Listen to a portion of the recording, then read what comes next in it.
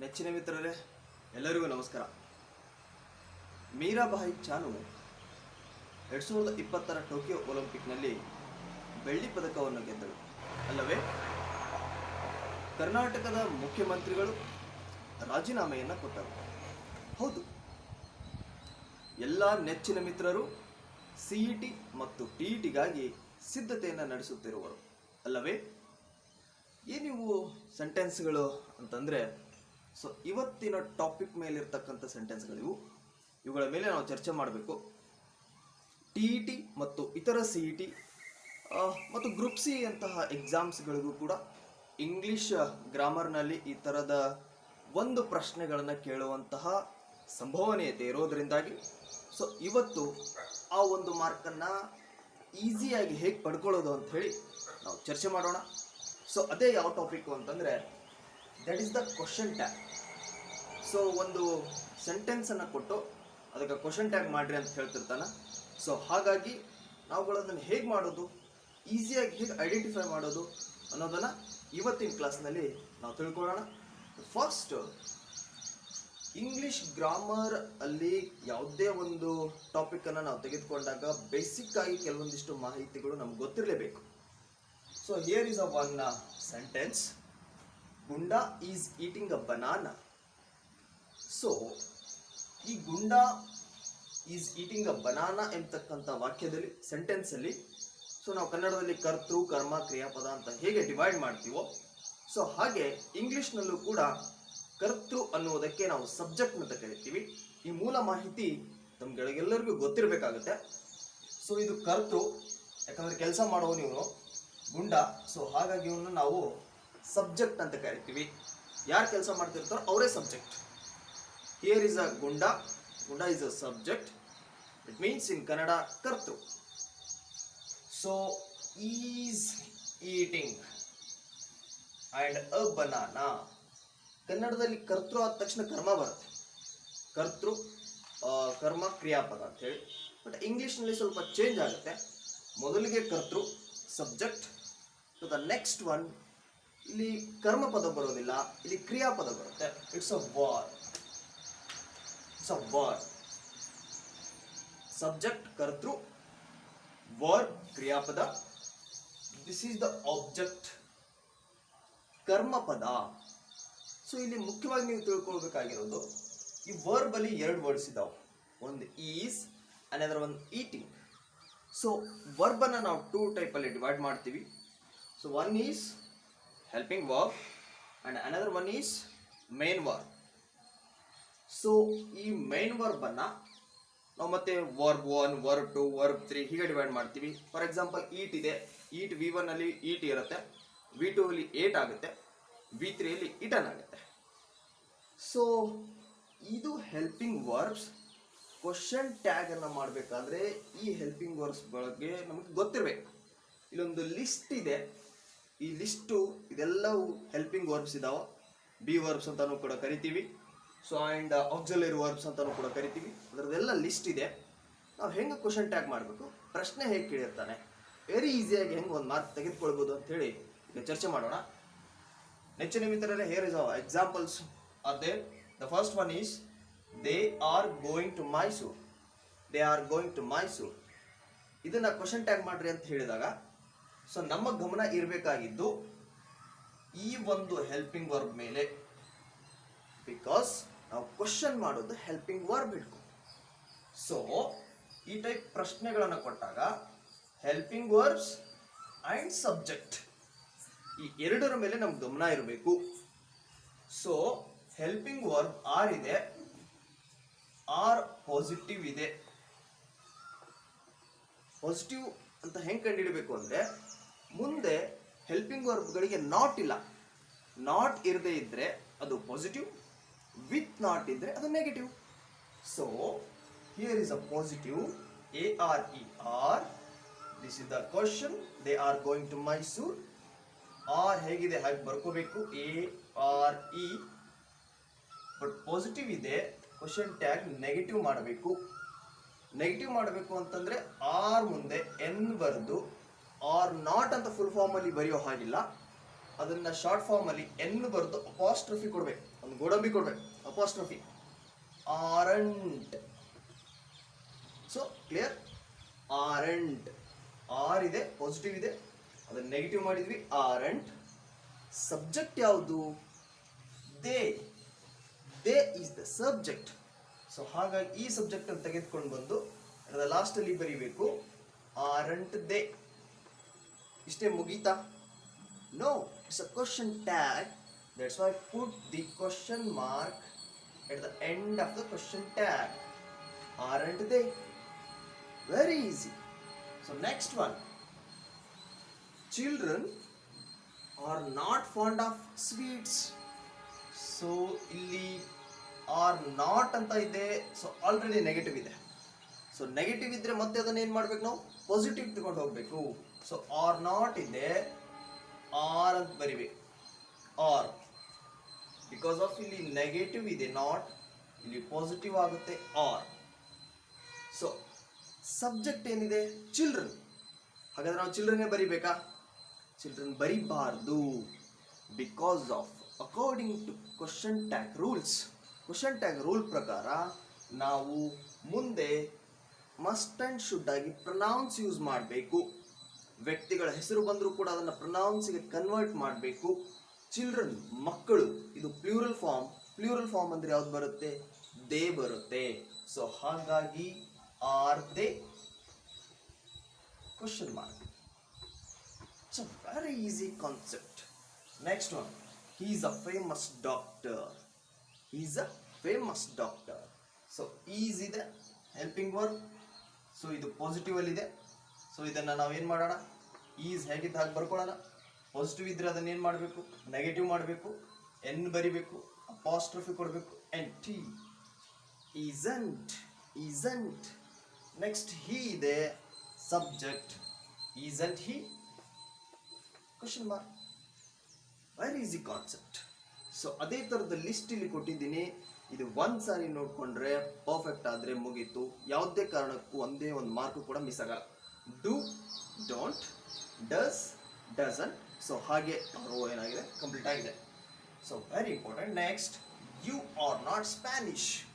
So already are not ಇದೆ, ಅಂದರೆ negative ಇದೆ.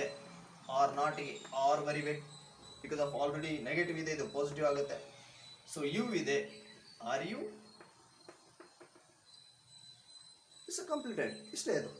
Next, he had read this book. Not read, it's pronounce red. He had read this book. Had is a positive. So had ಅದನ್ನು negative ಮಾಡಬೇಕು, N T, hadn't. So ಹೀಗೆ he hadn't he question mark.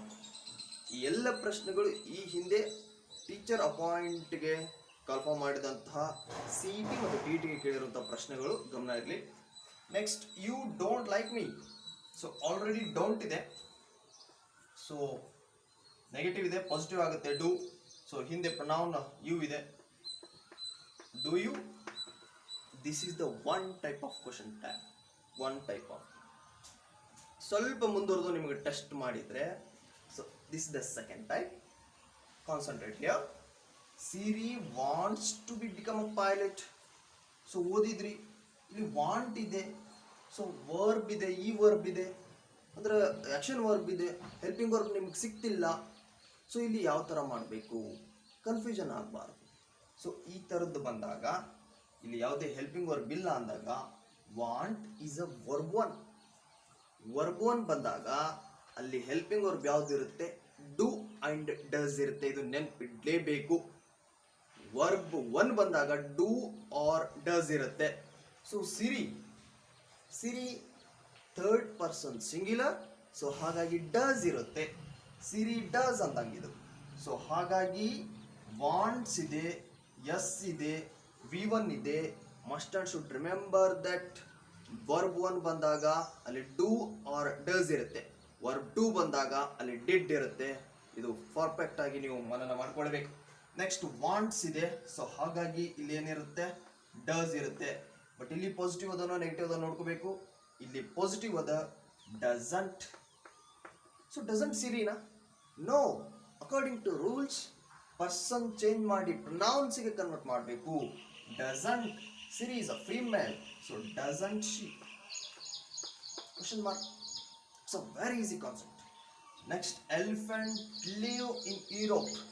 Leave verb 1 ಈಗ ತಾನೇ ಹೇಳಿದ್ದೀನಿ. Verb 1 ಇದ್ರೆ do or does, verb 2 ಇದ್ರೆ did. So verb 1 ಇದೆ, so ಹಾಗಾಗಿ ಡೂ ತಗೋಬೇಕು, ಡಸ್ ತಗೋಬೇಕು. ಬಿಕಾಸ್ ಆಫ್ ಎಲಿಫೆಂಟ್ ಒಂದೇ ಇದೆ. ಇನ್ ಕೇಸ್ ಎಲಿಫೆಂಟ್ಸ್ ಅಂತ ನಾವು ತೆಗೆದುಕೊಂಡಾಗ, ಪ್ಲೂರಲ್ ಫಾರ್ಮ್ ಅಂತ ನಾವು ತೆಗೆದುಕೊಂಡಾಗ ಇಲ್ಲಿ ಡೂ ಬರುತ್ತೆ. ಎಲಿಫೆಂಟ್ ಅಂತ ತೆಗೆದುಕೊಂಡಾಗ ಡಸ್ ಬರುತ್ತೆ. ಡೂ ಬಂತು, ಸೊ ಇಲ್ಲಿ ಯಾವುದೇ ನೆಗೆಟಿವ್ ಸೆನ್ಸ್ ಇಲ್ಲ, ಸೊ ಹಾಗಾಗಿ ನೆಗೆಟಿವ್ ಸೆನ್ಸ್ ಕೊಡಬೇಕು, ಡೋಂಟ್. ಸೊ ಎಲಿಫೆಂಟ್ಸ್ ಬರಿಬೇಕಾ? ಇಲ್ಲ. ಎಲಿಫೆಂಟ್ಸ್ ಅನ್ನ ನಾವು ಪ್ರೊನೌನ್ಸ್ಗೆ ಕನ್ವರ್ಟ್ ಮಾಡಿದಾಗ ಆನೆಗಳು ಬಹಳಷ್ಟಿದ್ದಾವು, ಸೊ ಹಾಗಾಗಿ ಅಲ್ಲಿ ದೇ ಪ್ರೊನೌನ್ಸ್ ಮಾಡಬೇಕು. Don't, they question mark. Very easy concept, clear ಆಗಿ ತಿಳ್ಕೊಳ್ಬೇಕು. ಸೊ ಇಲ್ಲಿ ಬರೀ Rama killed Ravana. So killed V2, V1 ಇದ್ರೆ ಡೂ ಆರ್ ಡಸ್, V2 ಇದ್ರೆ ಡಿಡ್. ಸೊ ಡಿಡ್ ಬರಿಬೇಕು, ಡಿಡ್. ಓಕೆ, ಇಲ್ಲಿ positive or negative? It's a positive. ಇಲ್ಲಿ ನೆಗೆಟಿವ್, ಸೊ ಹಾಗಾಗಿ didn't. Didn't Rama? No, Rama is a male, so ಹಾಗಾಗಿ he. Didn't he? Very clear. Next, they did not go to cinema. Already ಇಲ್ಲಿ did not ಬಂದ್ಬಿಟ್ಟಿದೆ, so ನಿಮಗೆ ಕಷ್ಟ ಆಗಲ್ಲ, because of already helping ಅವರು ಬಂದದ. ಸೊ ಡಿಡ್ ನಾಟ್ಗೆ ಡಿಡ್ ಬರೀತೀರಿ, ಆಲ್ರೆಡಿ ನೆಗೆಟಿವ್ ನಾಟ್ ಸೆನ್ಸ್ ಅದ, ಇಲ್ಲಿ ಪಾಸಿಟಿವ್ ಆಗುತ್ತಾ. ದೇಗದೆ did they question mark. This is the one type. ಇಲ್ಲಿ ಆಲ್ರೆಡಿ ನಿಮಗೆ ಹೆಲ್ಪಿಂಗ್ ವರ್ಬ್ಸ್ ಕಾಣಿಸ್ತಿರ್ತಾವೆ. ಪಾಸಿಟಿವ್ ಇದ್ರೆ ನೆಗೆಟಿವ್ ಮಾಡೋದು, ನೆಗೆಟಿವ್ ಇದ್ರೆ ಪಾಸಿಟಿವ್ ಮಾಡೋದು, ಪರ್ಸನ್ಸ್ ನೇಮ್ ಇದ್ರೆ ಪ್ರೊನೌನ್ಸಿಗೆ ಕನ್ವರ್ಟ್ ಮಾಡೋದು. ಬಟ್ ಇಲ್ಲಿ ವರ್ಬ್ 1 ಅಲ್ಲಿ ಕೊಟ್ಟಿರ್ತಾನೆ, ಸೊ ಅಲ್ಲಿ ಹಿಂದೆ ಪ್ರೊನೌನ್ ನೋಡಿಕೊಂಡು, ಅಂದರೆ ಅದು ಸಿಂಗ್ಯುಲರ್ ಇದ್ರೆ ಸಿಂಗ್ಯುಲರ್, ಸೊ ಪ್ಲೂರಲ್ ಇದ್ರೆ ಪ್ಲೂರಲ್ ಹೆಲ್ಪಿಂಗ್ ವರ್ಬ್ ಬರೀಬೇಕು. ವರ್ಬ್ 1 ಬಂದರೆ ಡೂ ಆರ್ ಡಸ್ ಬರುತ್ತೆ, ಸೊ ವರ್ಬ್ 2 ಬಂದರೆ ಡಿಡ್ ಬರುತ್ತೆ. And another concept, it's a very important. ಏನಿದ್ದು ಅಂತಂದರೆ, he said I am a doctor. Last CET ಇದು ಪ್ರಶ್ನೆ ಕೇಳಿದಾನ. He said I am a doctor. In the statement, ಅಂದರೆ ಈ ಸ್ಟೇಟ್ಮೆಂಟಲ್ಲಿ ಇರ್ತಕ್ಕಂಥ ಸೆಂಟೆನ್ಸಿಗೆ ಕ್ವಶನ್ ಟ್ಯಾಗ್ ಮಾಡಂತ ಹೇಳಿರ್ತಾನೆ. ಕನ್ಫ್ಯೂಷನ್ ಆಗಬಾರ್ದು. ಹಿ ಸೆಡ್ ಇದೆ, ಮತ್ತೆ ಐ ಆಮ್ ಡಾಕ್ಟರ್ ಇದೆ, ಯಾವುದಕ್ಕೆ ಮಾಡಬೇಕು ಅಂತೇಳಿ ಈ ಸ್ಟೇಟ್ಮೆಂಟ್ಗೆ ಮಾಡಬೇಕು. I am A doctor. So ಇದನ್ನ ನೋಡಿದ ತಕ್ಷಣ ಇಷ್ಟೊತ್ತಿವರೆಗೂ ಪಾಠ ಕೇಳಿದ್ಮೇಲೆ ನಿಮ್ಗೆ ಗೊತ್ತಾಗುತ್ತೆ. ಐ ಆಮ್ ಅ ಡಾಕ್ಟರ್ ಇದ್ರೆ ಇಲ್ಲಿ ಆಮ್ ಇದೆ, ಸೊ ಹಾಗಾಗಿ ನಾವು ಇಲ್ಲಿ ಏನು ಮಾಡಬೇಕು? ಆಮ್ ಬರೀಬೇಕು. ಸೊ ಅಲ್ಲಿ ಪಾಸಿಟಿವ್ ಇದೆ, ಸೊ ನೆಗೆಟಿವ್ ಬರೀಬೇಕು, ಸೊ ಹಾಗಾಗಿ ಐ ಬರೀಬೇಕು ಅಂತ. No, according to the rules am ಬಂದಾಗ ಅದನ್ನು ಆರಂಟಿಗೆ ತೆಗೆದುಕೊಂಡು ಹೋಗಬೇಕು. ಇದು ಸ್ವಲ್ಪ ಎಕ್ಸೆಪ್ಷನಲ್ ಪಾಯಿಂಟ್ ಇದೆ, ನೆನ್ಪಿಡಬೇಕು. ಸೊ ಹಾಗಾಗಿ ಆಮ್ ಬಂದಾಗ ಅಲರ್ಟ್ ಆಗಬೇಕು, ಅದನ್ನು ಆರ್ ಅಂಡ್ ಐ ಮಾಡಬೇಕು. It's a very easy concept, ಸ್ವಲ್ಪ ನೆನ್ಪಿಟ್ಕೋಬೇಕು. So another one, am right. So am ಬಂದಿದೆ, ಮತ್ತೆ ಆಮ್ಗೆ ಆರ್ ಅಂಡ್, ಇಲ್ಲಿ ಪಾಸಿಟಿವ್ ಇದೆ, so aren't I question mark. So 1 type, 2 type, 3 type and last one 4th type. ಹೇಗಿದೆ ಒಂದೊಂದ್ಸರಿ ನೀವು ಕನ್ಫ್ಯೂಷನ್ ಮಾಡಿಕೊಳ್ಳಿಕ್ಕೆ ಶಿ ಬರೋದು ಅಪಾಸ್ಟ್ರಫಿ ಬರೋದು ಡಿ ಕೊಡ್ತಾನೆ. ಸೊ ಇದು ಅಕಾರ್ಡಿಂಗ್ ಟು, ಇದು ಯಾವ್ದ್ರ ಮೇಲೆ ಡಿಪೆಂಡ್ ಆಗುತ್ತೆ ಅಂದರೆ ಆಪ್ಷನ್ ಮೇಲೆ ಡಿಪೆಂಡ್ ಆಗುತ್ತೆ. ಇಲ್ಲಿ ಆಪ್ಷನ್ ಒಂದೇ ಕೊಟ್ಟಿರ್ತಾನೆ, ಹ್ಯಾಡ್ ಕೊಟ್ಟಿರ್ತಾನ, ಇಲ್ಲ ವುಡ್ ಕೊಟ್ಟಿರ್ತಾನ, ಇಲ್ಲ ಶುಡ್ ಕೊಟ್ಟಿರ್ತಾನ. ಸೊ ಶುಡ್ ವುಡ್ ಕೊಟ್ಟಾಗ ಅಲ್ಲಿ ಪ್ರೊನೌನ್ ಮೇಲೆ ಡಿಪೆಂಡ್ ಆಗಿರುತ್ತೆ. ಶಿ ಇದೆ, ಶೀಗೆ ನಾವು ವಿಲ್ ಬರಿತೀವಿ, ವಿಲ್ ಇದ್ರೆ ಇಲ್ಲಿ ಏನಾಗಿರುತ್ತೆ? ವುಡ್ ಆಗಿರುತ್ತೆ. ಸೊ ಹಾಗಾಗಿ she would love to go to park. ಹಂಗಂದ್ರೆ ಶುಡ್ ಬಂದಿದೆ ಇದ್ರೊಳಗೆ ಇರೋದು ಯಾವುದು? ಶುಡ್. ಸೊ ಹಾಗಾಗಿ ಶುಡ್ ಬರಿಬೇಕು. ಸೊ ಇದು ಪಾಸಿಟಿವ್ ಸೆನ್ಸ್, ಸೊ ಹಾಗಾಗಿ ಶುಡ್ಗೆ ನಾಟ್ ಸೇರಿಸ್ಬೇಕು. Shouldn't. So pronoun or subject she, shouldn't she question mark. It's a very easy concept. Next, Karna won't reporters. So won't ಬಂದ್ಬಿಟ್ಟಿದೆ, ಏನು ಮಾಡಬೇಕು? ಈ ಲಿಸ್ಟ್ ನೋಡಬೇಕು. ವಿಲ್ ಇದ್ದದ್ದೇನಾಗುತ್ತೆ? ಓಂಟ್ ಆಗುತ್ತೆ. ಇನ್ ಕೇಸ್ ಇಲ್ಲಿ ವಿಲ್ ಬಂದಿದ್ರೆ ಏನಾಗಿತ್ತ? ಓಂಟ್ ಆಗ್ತಿತ್ತು. So Karna won't reporters means ಇಲ್ಲಿ ಏನಾಗುತ್ತೆ? Won't Karna are will Karna. Karna ಆಗುತ್ತೋ ಅಥವಾ ಹಿ ಆಗುತ್ತೋ ಅಂತ ನೀವು ಚೆಕ್ ಮಾಡ್ಕೋಬೇಕು. ಸೊ ಇದು ಏನಾಗುತ್ತೆ ಅನ್ನೋಂಥ ಆನ್ಸರ್ನ ನಾನು ಇಲ್ಲಿ ಬರೆಯಲ್ಲ, ಬಿಕಾಸ್ ಆಫ್ ಈ ಕ್ವಶನ್ಗೆ ಆನ್ಸರ್ ನಾನು ನನ್ನ ಟೆಲಿಗ್ರಾಮ್ ಚಾನಲಲ್ಲಿ ಹಾಕ್ತೀನಿ. ಸೊ ನೀವು ನನ್ನ ಟೆಲಿಗ್ರಾಮ್ ಚಾನಲ್ಗೆ ಜಾಯ್ನ್ ಆಗಬೇಕು. ಡಿಸ್ಕ್ರಿಪ್ಷನಲ್ಲಿ ಅದರದ್ದು ಲಿಂಕನ್ನು ನಾನು ಕೊಟ್ಟಿರ್ತೀನಿ. ಸೊ ಟೆಲಿಗ್ರಾಮ್ ಚಾನಲ್ಗೆ ಜಾಯ್ನ್ ಆಗಿ ಅಲ್ಲಿ ನಿಮ್ಮ ಪ್ರಶ್ನೆಗಳಿಗೆ ಉತ್ತರವನ್ನು ಕಂಡುಕೊಳ್ಬೇಕು. ಸೊ ಹೀಗೆ ವೆರಿ ಈಸಿಯಾಗಿ ಕಾನ್ಸೆಪ್ಟನ್ನು ಅರ್ಥ ಮಾಡಿಕೊಂಡು 1 ಮಾರ್ಕನ್ನು ಅನಾವಶ್ಯಕವಾಗಿ ಕಳ್ಕೊಳ್ಳೋದು ಬೇಡ ಅಂತ ನಾನು ನಿಮ್ಮಲ್ಲಿ ಮನವಿಯನ್ನು ಮಾಡ್ಕೊಳ್ತೇನೆ. ನೆಚ್ಚಿನ ಮಿತ್ರರೇ, ಒಂದೊಂದು ಮಾರ್ಕ್ಸು ಕೂಡ ನಮ್ಮ ಜೀವನವನ್ನು ಬದಲಿಸುತ್ತೆ. ಸೊ ಹಾಗಾಗಿ ಯಾವುದನ್ನು ಕಡೆಗಣಿಸಬಾರ್ದು. Very easy concept question tag. ಸ್ವಲ್ಪ ಪದೇ ಪದೇ ನೋಡಬೇಕು, ನೋಟ್ಸ್ ಮಾಡ್ಕೊಳ್ಬೇಕು. ಇದ್ರ ಮೇಲೆ ಹೆಚ್ಚೆಚ್ಚಿನ ಎಕ್ಸಾಂಪಲ್ಸ್ಗಳನ್ನ ಬಿಡಿಸ್ತಾ ಹೋದರೆ 1 ಅವರ್ ಆರ್ 1.5 ಅವರಲ್ಲಿ ನೀವು ಪರ್ಫೆಕ್ಟ್ ಆಗಿಬಿಡ್ತೀರಿ. ಸೊ ಯಾವುದೇ ಚಿಂತೆ ಬೇಡ, 1 ಮಾರ್ಕನ್ನು ಈಸಿ ಗಳಿಸ್ಬೇಕು ಅಂತ ಹೇಳ್ತಾ ಇವತ್ತಿನ ಕ್ಲಾಸನ್ನು ನಾನು ಮುಗಿಸ್ತೇನೆ. ನಮ್ಮ ಕ್ಲಾಸು ಬಹಳಷ್ಟು ಜನರಿಗೆ ಉಪಯೋಗ ಆಗ್ತಾ ಇದೆ. ಸೊ ನೀವು ಸಬ್ಸ್ಕ್ರೈಬ್ ಆಗಿ ಪಕ್ಕದಲ್ಲಿರುವ ಬೆಲ್ ಬಟನನ್ನು ಪ್ರೆಸ್ ಮಾಡೋದ್ರ ಮೂಲಕ ನನ್ನ ನೋಟಿಫಿಕೇಷನ್ಗಳನ್ನು ನೀವು ಪಡೆದುಕೊಳ್ಬೋದು. ಸೊ ಶೇರ್ ಮಾಡಿರಿ ಅಂತ ಹೇಳ್ತಾ ಎಲ್ಲರಿಗೂ ಉಪಯೋಗ ಆಗಲಿ, ಎಲ್ಲರಿಗೂ ಒಳ್ಳೆಯದಾಗಲಿ. ನಮಸ್ಕಾರ.